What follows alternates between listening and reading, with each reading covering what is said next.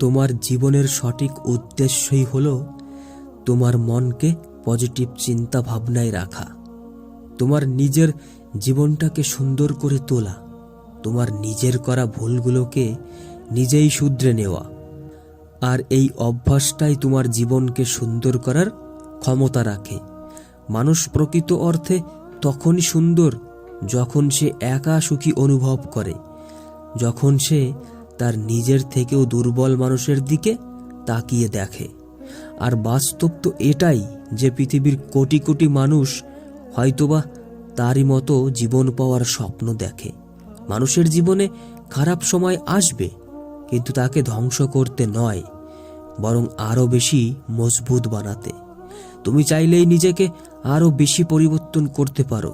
তুমি চাইলেই এ জীবনকে আরো অনেক বেশি ভালো থাকতে পারো।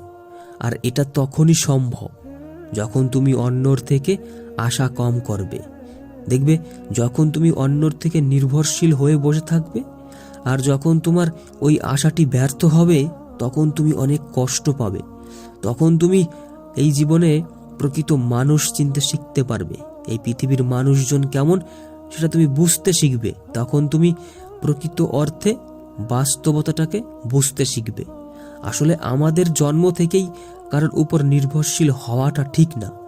বাস্তবে আমাদের হাতে কত সময় আছে আমরা কিন্তু তাও জানি না, সেটার পরিমাণও কতটা তাও আমরা বুঝি না। তাই জীবনের এই মূল্যবান সময় ফুরোনোর আগে গুরুত্ব দিতে শুরু করো। মনে রেখো প্রিয় ভাই আমার, ছোট্ট বোনটি আমার, এর সময়কে যে সঠিক সময় সঠিক জায়গায় ব্যবহার করবে সে একটা সময় সফলতা পাবেই। তুমি হয়তোবা জানো যে তোমার আজকের সঠিক সিদ্ধান্তটাই, সঠিক ব্যবহারটাই তোমার আগামীকালকে অনেক বেশি সুন্দর করে তুলবে। তাই আজকের দিনটাকে সঠিক জায়গায় ব্যবহার করো। ভবিষ্যৎকে নিয়ে নয়, বর্তমানকে নিয়ে ভাবো। নিজেই স্বপ্ন দেখো আর সেই স্বপ্নটাকে নিজেই সত্যি করার চেষ্টা করো, নিজেই পূরণ করার চেষ্টা করো। আমি জানি তোমার পরিস্থিতি হয়তোবা এখন খারাপ আছে, তোমার পরিস্থিতি হয়তোবা আজকের দিনে অনেক বেশি খারাপ, তবে বিশ্বাস করো এই দিনটাও একটা সময় পরিবর্তন হয়ে যাবে। এমন ধারণা রাখা যাবে না যে আমার জীবনটাই কেন এত খারাপ, আমার জীবনেই কেন এত দুঃখ কষ্ট। তোমাকে বলি, শোনো, তোমার পরিস্থিতি যতই খারাপ হোক না কেন, জীবন নিয়ে নেগেটিভ চিন্তা ভাবনা রাখা যাবে না। এমনটা ভাবা যাবে না কখনোই যে আমার দ্বারা কিচ্ছু হবে না। তোমার দ্বারাই সবকিছু হবে।